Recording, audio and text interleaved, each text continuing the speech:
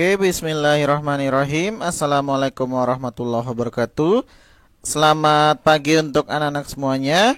Bertemu lagi dengan Bapak di mata pelajaran kimia. Nah, baik anak-anak, di pertemuan sebelumnya atau di video sebelumnya kita sudah membahas tentang peranan ilmu kimia serta hakikat ilmu kimia.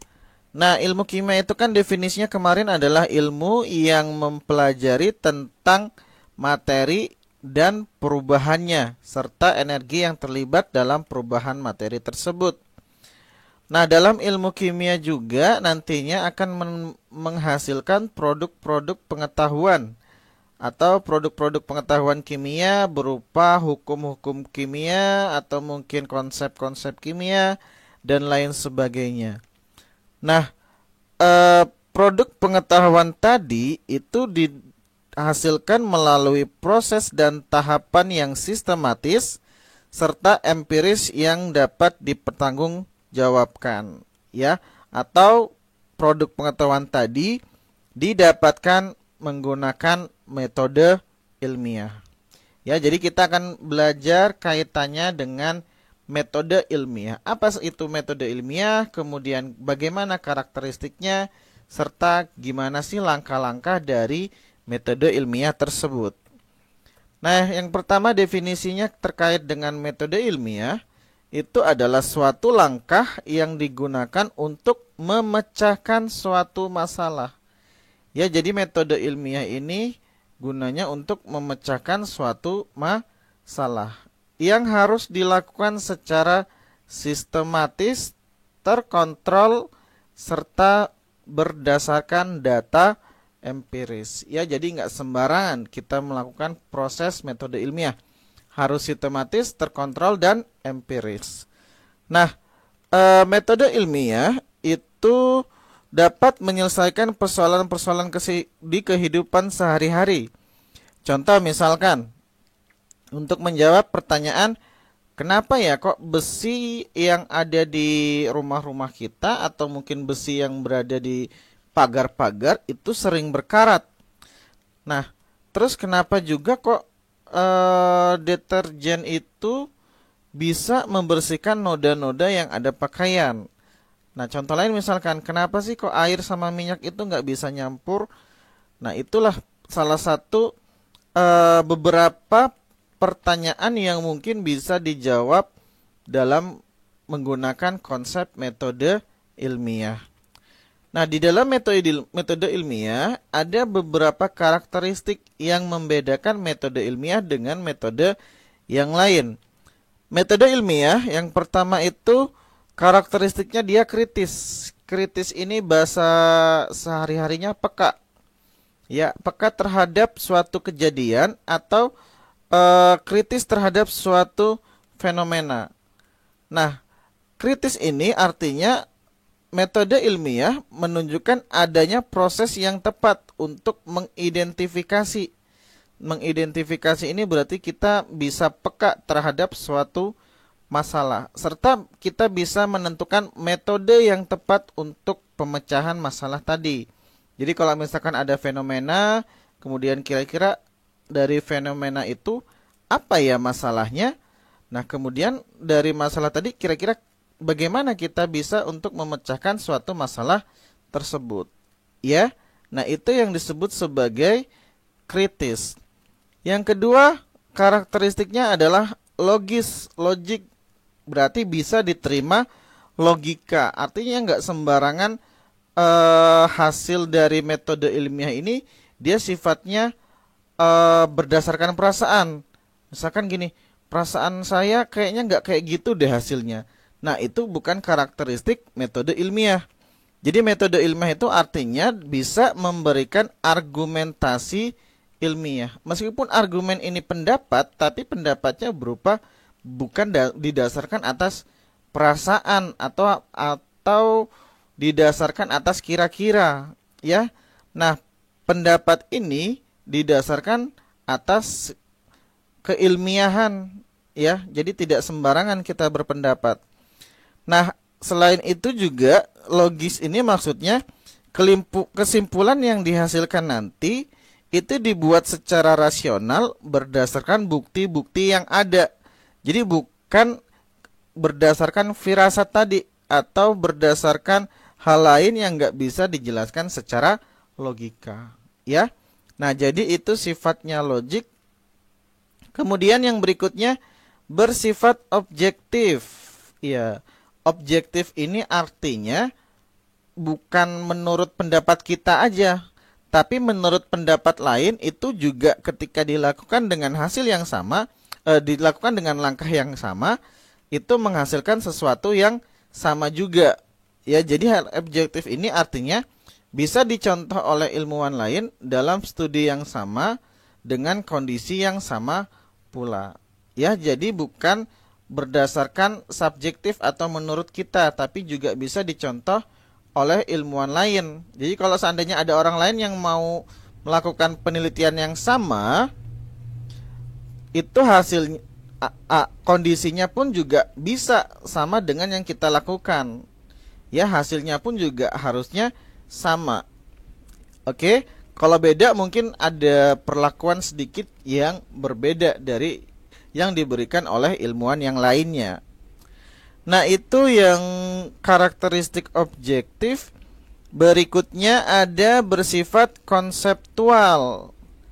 Konseptual ini artinya adalah proses penelitian yang dijalankan dengan pengembangan teori agar hasilnya dapat dipertanggungjawabkan. Ya, jadi ini kita melakukan metode ilmiah untuk mengembangkan suatu konsep atau suatu teori.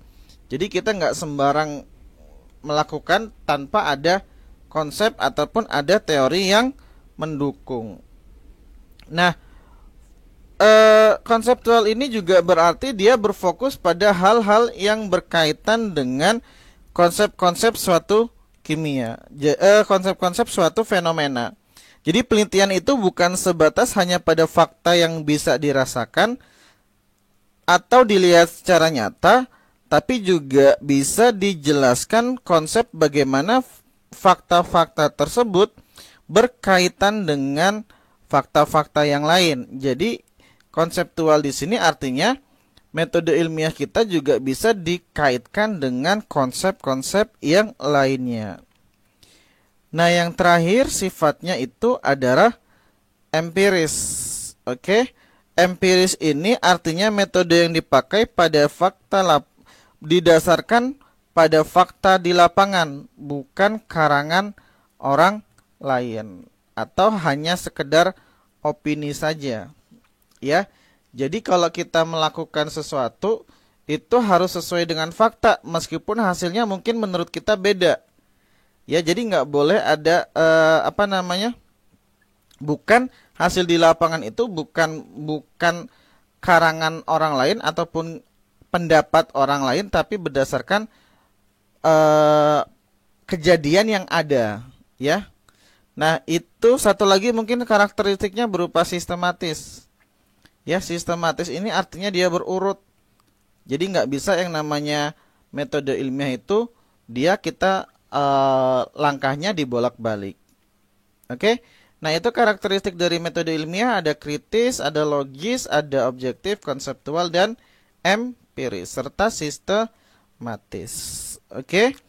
Nah, sekarang apa saja sih langkah-langkah dari metode ilmiah itu? Yang pertama ada rumusan masalah.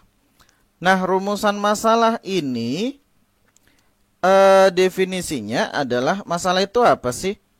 Jadi kalau sebenarnya kadang ada kalau kitanya nggak peka atau kitanya nggak kritis, kalau ada suatu fenomena kita menganggap hal itu biasa. Ya, sedangkan kalau seandainya kita bersikap kritis, kalau ada suatu kejadian yang berbeda, itu kita anggap suatu masalah. Masalah dalam artian bukan masalah seperti masalah kehidupan ya, tapi masalah-masalah yang mungkin bisa dipecahkan secara saintis. Jadi rumusan masalah itu sebenarnya adalah ketidaksenjangan antara harapan dengan kenyataan. Ya, jadi ada gap atau ada kesenjangan. Nah, rumusan masalah dalam metode ilmiah ini bermula dari fenomena yang kita sering temukan dalam sehari-hari. Contoh tadi yang Bapak sudah sebutkan. Kenapa kok pagar-pagar di kenapa mungkin gerbang-gerbang pintu yang terbuat dari besi itu sering kali berkarat, ya? Atau mungkin contoh lain, misalkan kalau kalian melihat kejadian, misalkan kalau seandainya kita membakar kayu, gitu, kayu yang kita potong-potong ataupun kayu yang mungkin dalam bentuk gelondongan, kok kalau kita bakar secara bersamaan, kayu yang dipotong-potong tadi itu lebih cepat habis terbakar dibandingkan dengan kayu yang dalam bentuk gelondongan. Ya, nah itu salah satu contoh mungkin masalah yang kalau seandainya kita peka atau kritis terhadap suatu fenomena. Nah, pertanyaan-pertanyaan tadi bisa kita jawab dalam melalui langkah metode ilmiah. Nah, pertanyaan inilah yang dicontoh dalam suatu rumusan masalah tadi. Jadi pertanyaan dari rumusan masalah itu bersifat terbuka sehingga ada beberapa kemungkinan jawaban. Tapi tidak semua fenomena itu menimbulkan masalah. Jadi ada beberapa hal yang harus diperhatikan dalam rumusan masalah. Yang pertama, masalah menyatakan adanya keterkaitan antara beberapa variabel atau lebih. Ya, contoh tadi misalkan, ya, kayu yang gelondongan dengan kayu yang udah dipotong-potong, kok ketika dibakar itu lebih cepat yang dipotong. Ya, jadi di situ ada beberapa variabel. Nah, yang kedua, masalah itu merupakan masalah yang dapat diuji dan dapat dipecahkan. Dan yang terakhir adalah masalah disusun dalam bentuk pertanyaan singkat, padat, dan jelas. Jadi perumusan masalah itu biasanya disusun dari pertanyaan yang singkat, padat, dan jelas. Ya. Nah, itu yang pertama. Yang kedua, observasi. Observasi kalau dalam bahasa kita ini atau dalam diksinya, menurut katanya itu observasi adalah pengamatan. Pengamatan ini dalam artian bukan hanya berbeda ya pengamatan pada percobaan dengan pengamatan yang di sini. Nah, observasi yang dimaksud di sini adalah pengumpulan informasi berupa pengumpulan informasi menggunakan panca indera. Jadi pengumpulan informasinya banyak, bisa berdasarkan jurnal, bisa berdasarkan kejadian serupa, kemudian berdasarkan fenomena-fenomena yang terlihat gitu ya. Nah, informasi ini yang dikumpulkan dapat berupa mempelajari hasil penelitian tadi. Misalkan penelitian yang sejenis atau mungkin melakukan observasi di lapangan tempat objek permasalahan terjadi. Jadi kalau mempelajari penelitian sejenis itu bisa kita lihat di jurnal penelitian ataupun di internet ataupun di perpus. Tapi kalau observasi di lapangan itu bisa kita mengamati secara langsung ataupun wawancara dengan orang yang berkaitan dengan masalah tersebut. Oke, itu observasi. Yang berikutnya, yang ketiga adalah hipotesis. Nah, hipotesis ini definisinya adalah jawaban sementara dari rumusan masalah tadi. Nah, informasi yang diperoleh dari observasi ini bisa kita gunakan untuk menyusun hipotesis. Jadi ada kaitannya. Udah dapat informasi nih, kita kumpulin jadi satu informasinya, kemudian kita tarik hipotesisnya atau kita buat jawaban sementara dulu dari rumusan masalah. Nah, hipotesis ini kan masih jawaban sementara. Jawaban sementara itu artinya dugaan. Karena masih dalam bentuk dugaan, berarti jawaban sementara ini perlu dibuktikan kebenarannya.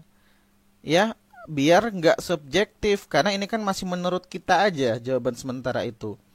Ya, biar jawabannya menjadi objektif, maka dilakukanlah langkah yang keempat, yaitu eksperimen atau percobaan.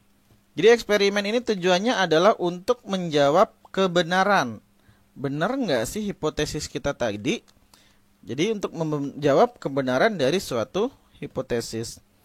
Nah, di kegiatan eksperimen ini harus dilakukan kontrol terhadap kondisi eksperimen atau perlakuan dari eksperimen. Sehingga dapat dipastikan bahwa perubahan yang terjadi itu benar-benar hasil perlakuan. Ya, jadi pengontrolan ini yang disebut sebagai penentuan variabel. Jadi kita buat atau kita tentuin variabelnya dulu biar perubahannya itu benar-benar dari hasil perlakuan. Jadi variabel itu kalau dalam penelitian ada 3. Mungkin kalau dulu yang pernah ikut lomba karya tulis ilmiah atau ikut KIR itu sudah tidak asing dengan variabel penelitian. Ya, jadi variabel penelitian ada 3. Yang pertama adalah variabel bebas. Nah, variabel bebas ini adalah variabel yang sengaja diubah atau sengaja dibuat beda atau dibedakan sama peneliti tadi. Yang kedua, kenapa dibedakan? Karena kita mau mencari pengaruh terhadap perlakuan. Jadi ada perlakuan A, ada perlakuan B, kira-kira bedanya apa ya? Nah, hasil dari perlakuan tadi itu disebut sebagai variabel terikat. Jadi variabel terikat itu adalah variabel yang berubah karena perlakuan tadi dibuat beda. Jadi variabel yang berubah akibat variabel bebas. Ya. Nah, itu variabel terikat. Kemudian yang terakhir ada variabel kontrol atau variabel tetap. Kalau variabel kontrol atau variabel tetap ini harus dibuat tetap, nggak boleh dibeda-bedain. Kenapa? Biar pengaruhnya hanya karena variabel bebas saja. Jadi variabel kontrol atau variabel tetap ini adalah variabel yang harus dibuat tetap agar variabel tingkatnya hanya dipengaruhi oleh variabel bebas tadi. Ya.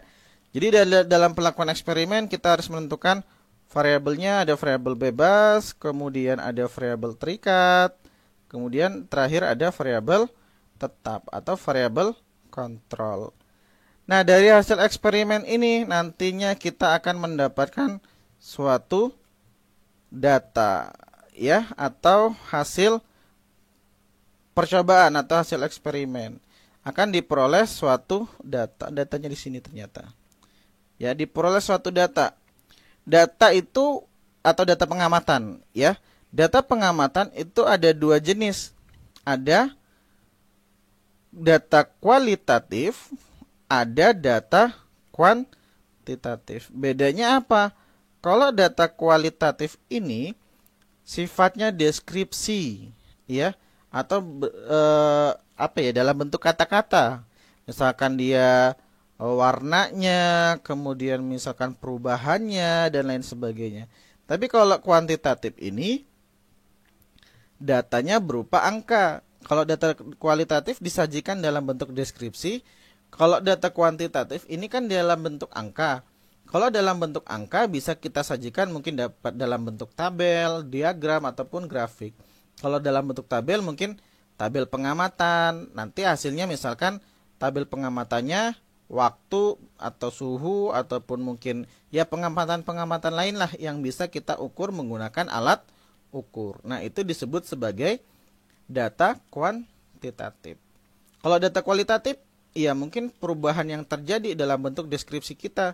Misalkan setelah kita beri perlakuan, mungkin warnanya tiba-tiba berubah, kemudian atau mungkin apalagi ya, sifatnya mungkin berubah dan lain sebagainya. Ya, nah itu macam-macam data yang diperoleh dari eksperimen. Berikutnya ada analisis data. Nah, di analisis data tadi kan sudah dapat hasil pengamatan tuh. Nah, hasil pengamatan itu kita analisis atau kita interpretasi. Jadi, dalam tahap analisis ini, analisisnya bisa dilakukan secara kualitatif, kuantitatif, ataupun statistik dan atau deskriptif. Ya, terserah mau dalam bentuk apa. Yang penting nanti dari hasil analisis data peneliti bisa menghasilkan kesimpulan sementara. Jadi kita analisis, kita olah, kita interpretasi, kita kira-kira dari hasil pengamatan tadi apa yang bisa dijelaskan ya dari apa yang sudah kita dapatkan. Nah, itu tadi di bagian analisis data. Berikutnya terakhir adalah kesimpulan. Nah, kesimpulan ini adalah jawaban akhir atau kesimpulan dirumuskan berdasarkan hasil analisis data dan hasil pengujian hipotesis yang sudah dilakukan untuk menjawab permasalahan. Jadi kesimpulan ini endingnya adalah apakah hipotesis yang kita ajukan itu benar atau hipotesis yang kita ajukan itu salah. Jadi kalau seandainya hipotesis yang kita ajukan benar atau diterima, maka tahap penelitian kita itu selesai sehingga kita bisa membuat teori yang baru. Tapi kalau seandainya hipotesis kita salah ataupun hipotesis kita tidak bisa diterima, tidak sesuai dengan kesimpulan, maka akan terjadi permasalahan yang baru sehingga bisa dilakukan penyempurnaan hipotesis dan dibuktikan kembali melalui eksperimen yang baru. Oke, nah jadi itu langkah-langkah dari metode ilmiah. Berikutnya kita akan coba melihat contoh dari langkah metode ilmiah dari video berikut ini. Ya, nah kita akan coba. Ini videonya Karyala di Fulga ya dari luar. Jadi ini ada animasinya. Ada animasi contoh dari metode ilmiah. Jadi suatu hari ya kita sebut ini sebagai Momo. Jadi Momo itu suatu hari lagi santai-santai di ruangannya atau di kamarnya sambil baca-baca, kemudian sambil nyetel musik. Terus tiba-tiba kok Momo ngelihat tanamannya ini kok ukurannya berbeda. Yang ini pendek, yang ini kok tinggi banget. Kenapa ya kira-kira kok bisa ada yang tinggi, ada yang beda? Terus Momo melakukan observasi ya, atau melakukan suatu pengamatan. Observasinya, pengamatannya secara langsung di sini. Jadi dia mengukur tanamannya, ternyata ukurannya segini, ini lebih kecil, ya setengahnya. Jadi dia mencatat hasil observasi atau pengamatan langsung yang secara langsung. Terus Momo melakukan hipotesis atau dugaan sementara. Nah, kira-kira kenapa ya tadi kok tanaman Momo tadi itu ada yang tinggi, ada yang pendek. Jadi dia buat suatu hipotesis yang pertama. Kayaknya yang pertama tadi itu, hipotesis yang pertama kita review lagi. Ya kayaknya yang hipotesis pertama tadi kan kegiatannya ada membaca, ada dengerin musik. Jadi hipotesis yang pertama itu dia berhipotesis kalau kitanya sambil baca itu tanamannya bisa cepat tumbuh. Dan hipotesis yang kedua, kalau kita sambil main musik juga tanamannya bisa cepat tumbuh. Nah, yang ketiga tadi yaitu cahaya. Kalau ada cahaya, tanamannya juga bisa cepat tumbuh. Jadi ada 3 hipotesis yang diajuin sama Momo tadi. Ada baca buku, kemudian ada dengerin musik, sama ada cahaya tadi. Ya, jadi dia buat 3 percobaan untuk menjawab hipotesis atau dugaan sementara tadi. Dia melakukan eksperimen. Yang pertama itu eksperimennya berupa kita coba tanamannya itu kita bacain atau kita dongengin. Ya, jadi ini tes yang pertama. Ini tanamannya nggak dibacain atau nggak didongengin, hasilnya segini. Ini perlakuan yang pertama. Ya. Terus dicatat hasil pengamatannya.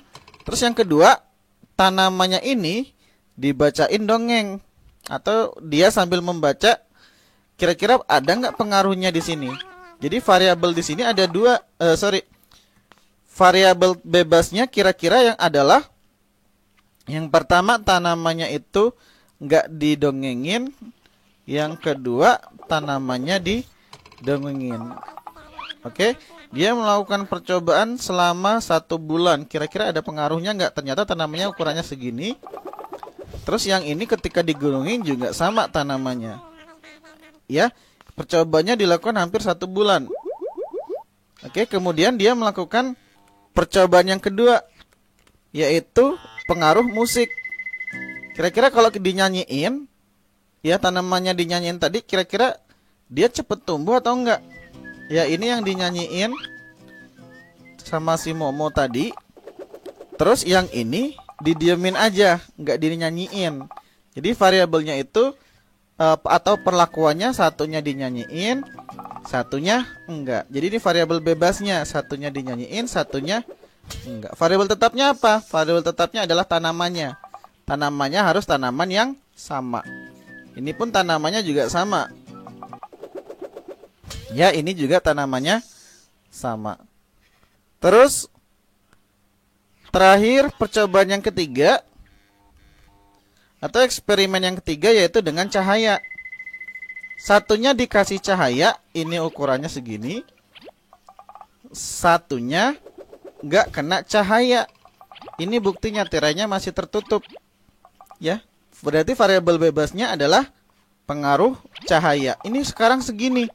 Tanamannya ternyata lebih tinggi. Yang ini dalam yang nggak kena cahaya tetap ukurannya lebih kecil. Percobaannya dilakukan sebulan. Nah, sebulan jadi lebih tinggi lagi. Oke, dari sini juga lebih tetap segini atau nggak berubah. Oke, percobaannya sudah 1 bulan dilakukan. Nah, sebelum ke result, Momo itu melakukan analisis data. Nah, ini dikumpulin 2 hasil pengamatannya, dianalisis, oke, dari beberapa perlakuan. Ternyata yang pertama percobaan ini hasil analisisnya, oke, di analisis data ternyata ada perbedaan.